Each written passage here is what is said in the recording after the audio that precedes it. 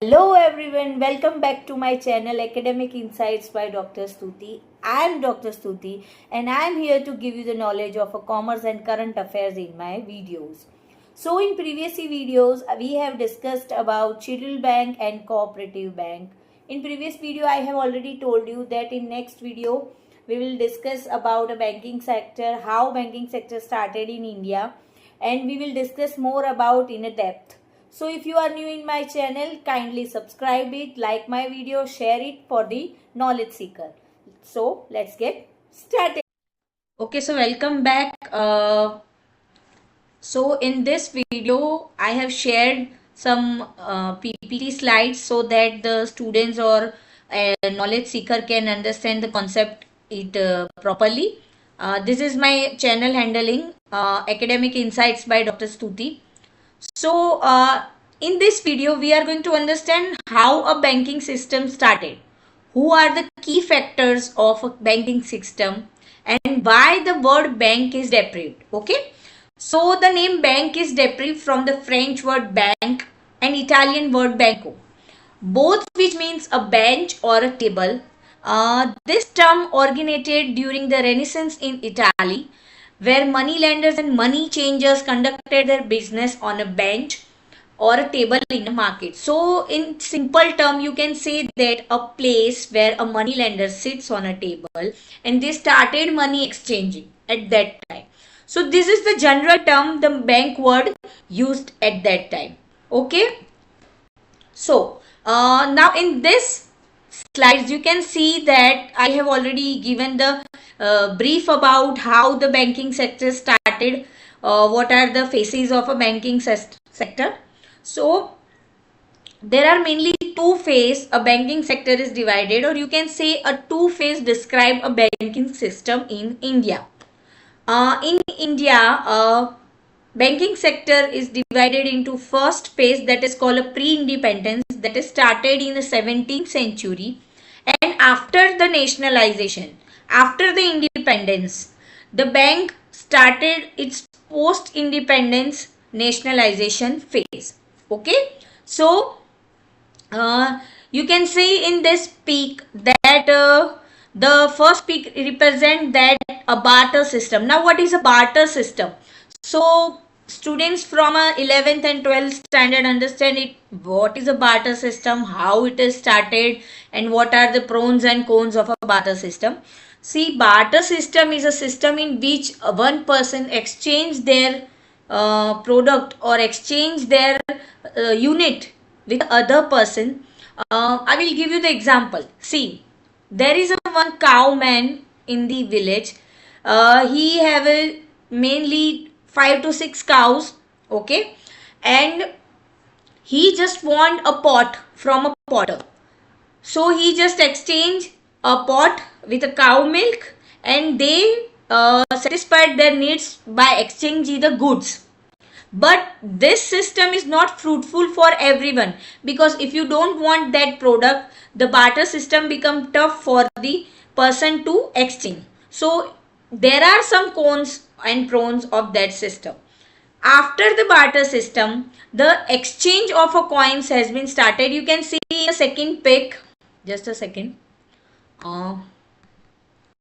You can see in a second pic, there is a market in there are many people who are selling their products. Okay, there is one place called a market at that time, and people gathered and selling their product with the exchange of a coin.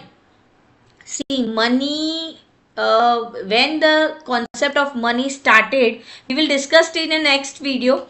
But right now in this video, you can see the photo in which the people gathered and exchanged their product, and with the exchange of a money. You can say it as a money, but the money concept is not started in early phase. They exchange a coins. Okay. This is the market of Jaipur at that time. It's just a phase you can see in a reference pic. Now, after that, the third pic shown in this slides, you can see a two men sitting and one man is standing, and they are just calculating the amounts. they have doing a transactions, so they are states. So in post independence time, so in a third photo you can see a three men are there and they are discussing a financial transactions to each other.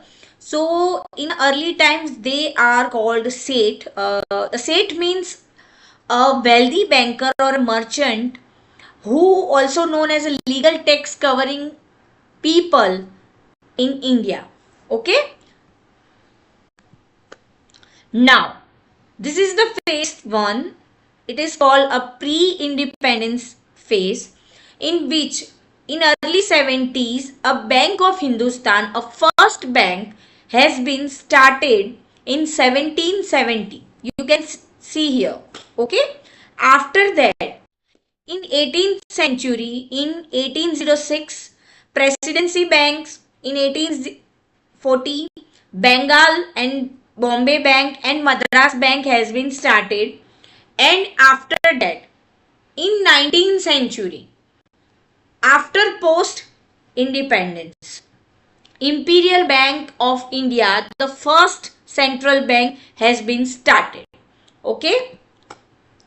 Now you can see here I have given timeline of a banking started previously before independence. You can say it as a pre-independence. Okay. So in 1770 Bank of Hindustan was started. The first modern bank in India, established European, though it later failed. It laid a procedural foundations. Okay.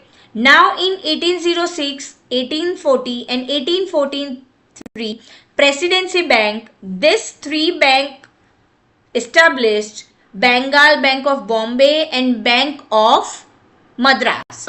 They handle government fund and its currency.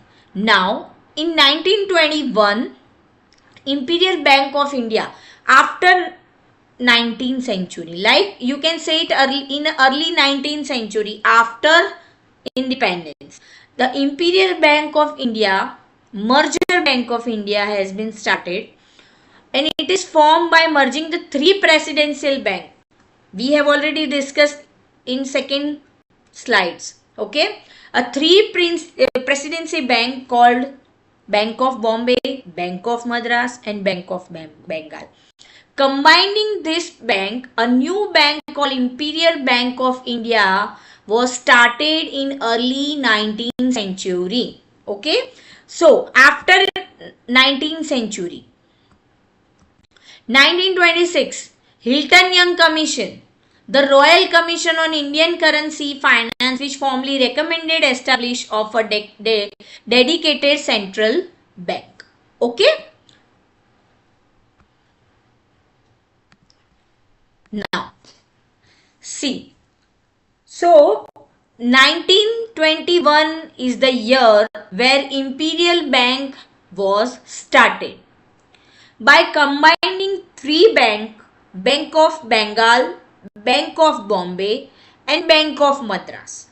After merging this bank, a new bank called the Imperial Bank of India was made in 1921. So what are the key factors? What are the functions of an Imperial Bank of India?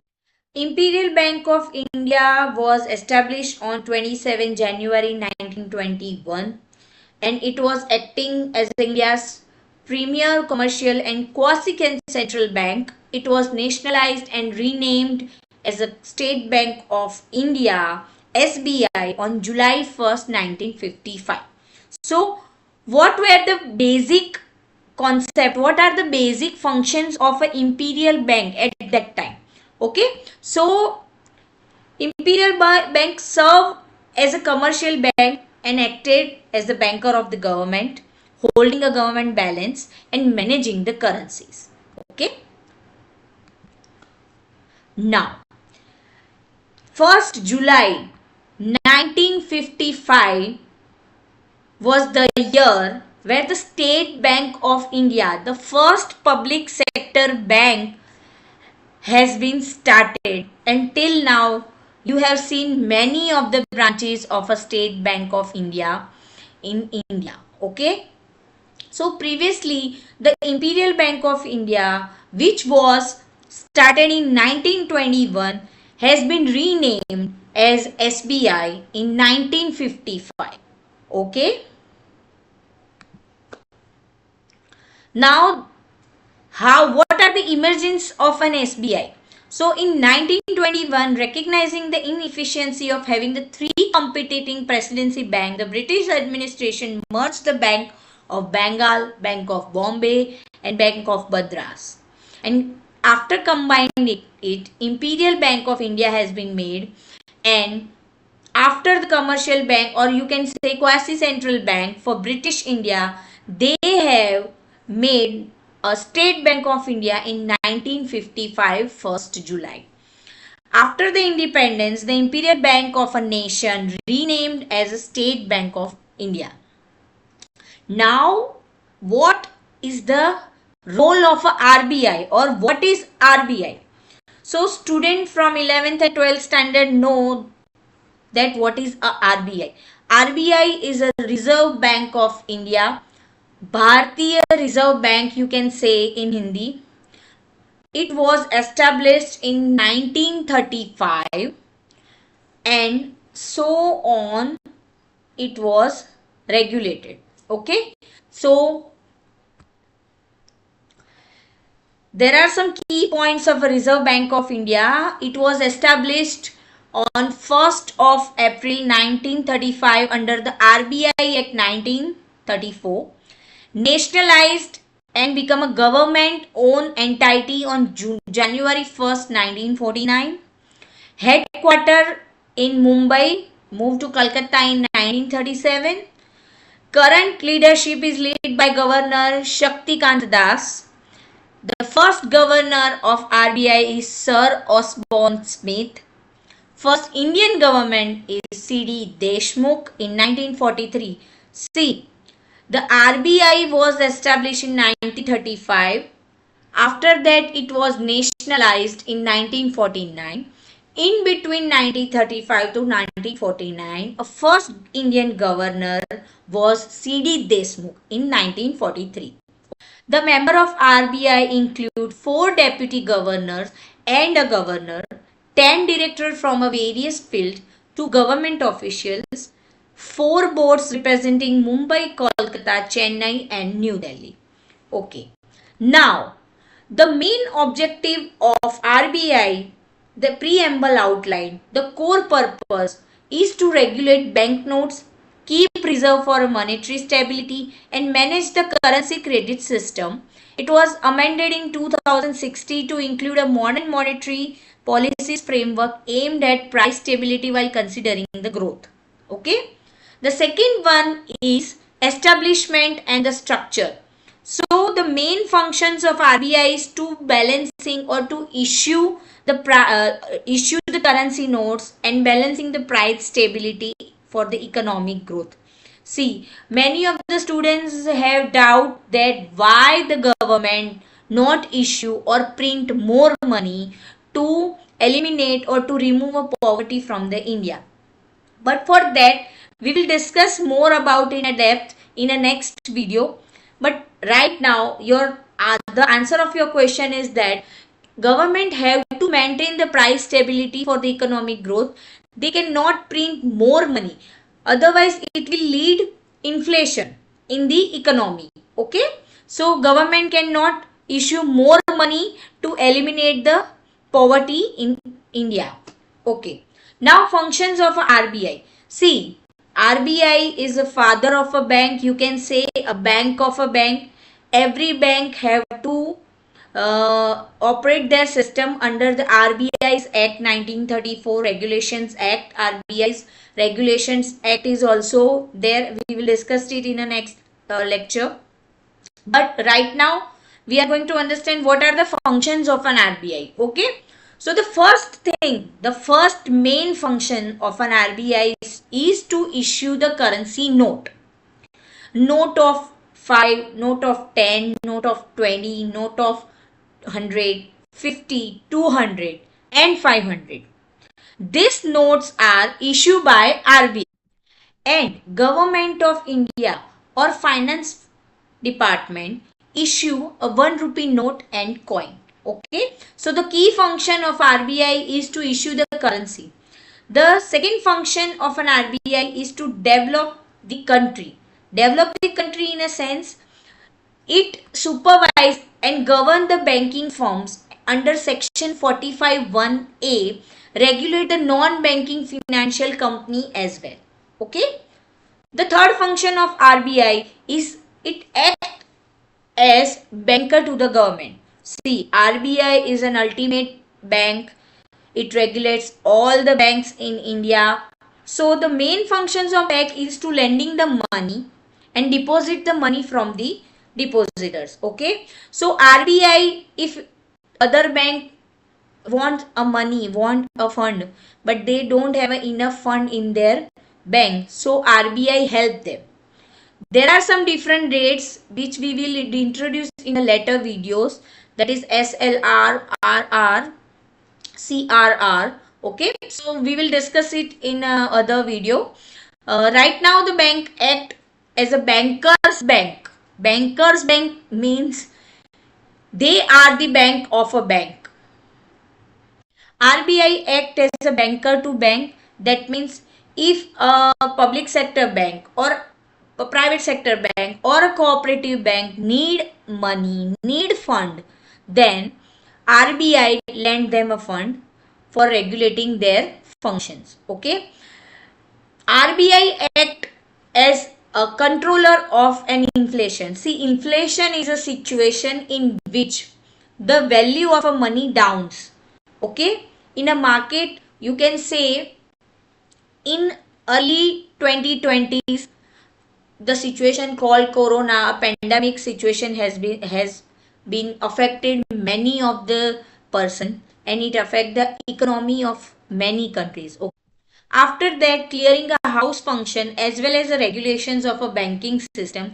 These are some of the functions of an RBI.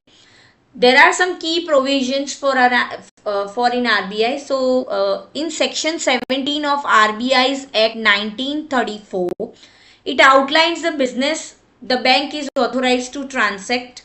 In section 22, the bank grant the right to issue the bank notes, and in section 42 it mandates the schedule bank. We have already discussed what is schedule bank. Okay, so in section 42 it mandates the schedule bank to maintain the average daily balance with the RBI. If bank has to maintain some of its balance to RBI for the further or future reference. Okay, now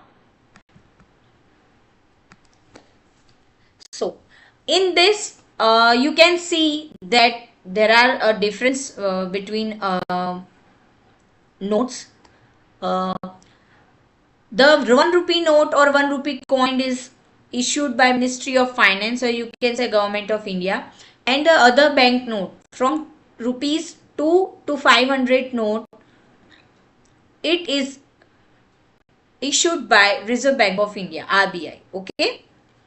The first rupee note is signed by Finance Secretary, and in other note 2 to 500 note, the signature of RBI governor, current RBI governor has been signed the notes, and that note has been issued. Okay. The 1 rupee note or all coins are known as a currency, and a notes is known as a bank notes. Okay. The 1 rupee note, let me just clear it. Okay. Okay. So 1 rupee note and all coins are guaranteed by the government, and other bank notes are guaranteed by Central Bank of India.